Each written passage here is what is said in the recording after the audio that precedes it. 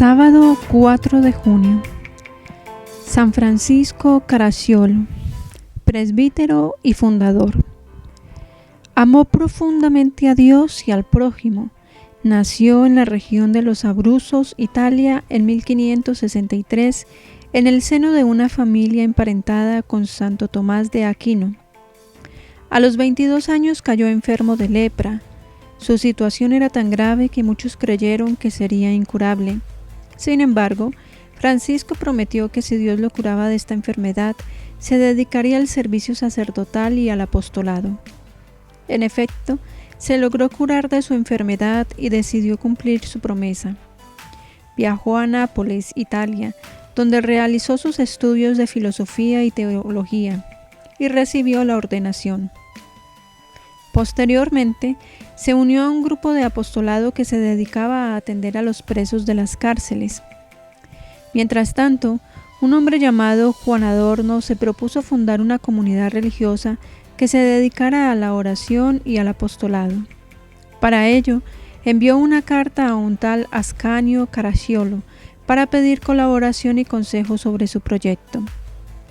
Los mensajeros se equivocaron de destinatario y la carta llegó a Francisco, quien vio en aquel proyecto la oportunidad para lograr lo que había deseado por muchos años.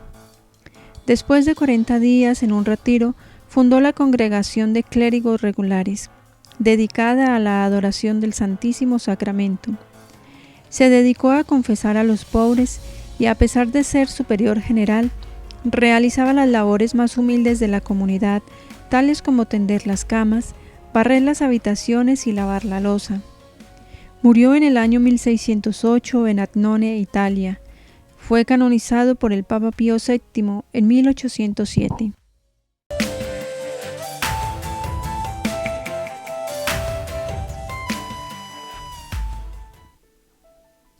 Del libro de los Hechos de los Apóstoles.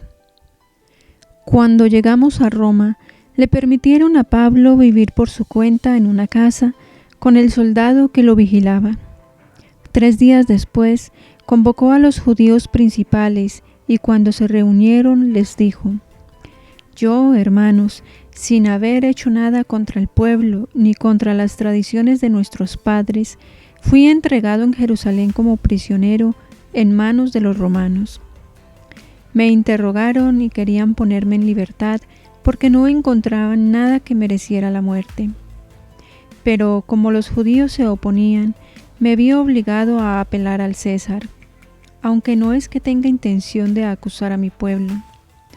Por este motivo, pues, los he llamado para verlos y hablar con ustedes, pues por causa de la esperanza de Israel llevo encima estas cadenas. Permaneció allí un bienio completo en una casa alquilada, recibiendo a todos los que acudían a verlo, predicándoles el reino de Dios y enseñando lo que se refiere al Señor Jesucristo con toda libertad, sin estorbos. Palabra de Dios. Te alabamos, Señor.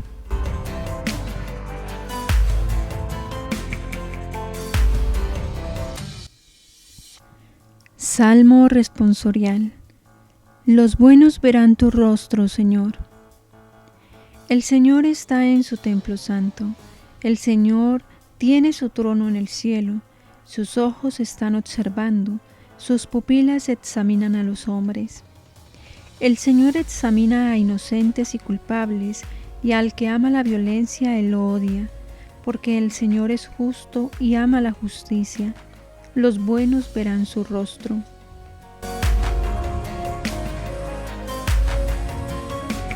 Del Santo Evangelio según San Juan.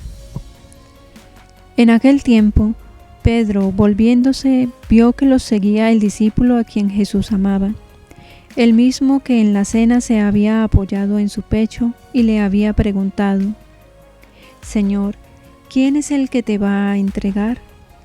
Al verlo, Pedro dice a Jesús: Señor, ¿y este qué? Jesús le contesta: Si quiero que se quede hasta que yo venga, ¿a ti qué? Tú sígueme. Entonces se empezó a correr entre los hermanos el rumor de que ese discípulo no moriría. Pero no le dijo Jesús que no moriría, sino: si quiero que se quede hasta que yo venga, ¿a ti qué? Este es el discípulo que da testimonio de todo esto y lo ha escrito, y nosotros sabemos que su testimonio es verdadero. Muchas otras cosas hizo Jesús. Si se escribieran una por una, pienso que ni el mundo entero podría contener los libros que habría que escribir. Palabra del Señor. Gloria a ti, Señor Jesús.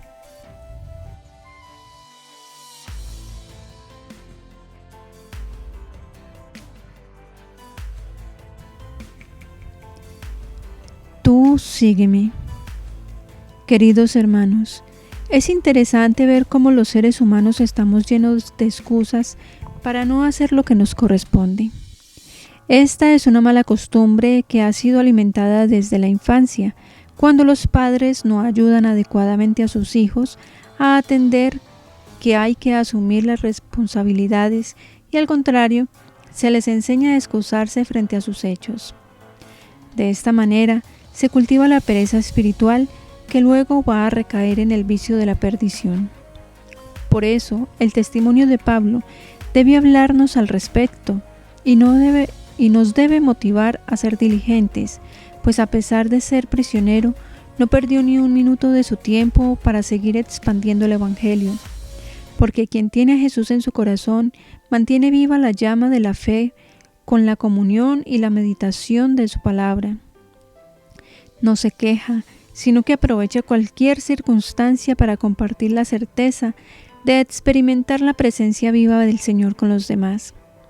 Eso mismo nos enseña el Evangelio, un escenario maravilloso para entender que nuestra misión es para todos los días, que el Señor nos da la vida para que no nos cansemos nunca de hacer el bien y de compartir a Jesús. Así vivimos los que estamos llenos del Espíritu del resucitado. Esforcémonos por seguir siempre al Señor y hacer el bien para que digan de nosotros lo mismo que se dice de Él. No alcanzarían los libros del mundo para escribir todo el bien que esta persona hizo a los demás. Pide por tus necesidades y por los religiosos de vida contemplativa, para que con su oración constante en la austeridad y el silencio fecunden las actividades de la Iglesia y sean ejemplo atrayente de sabiduría cristiana.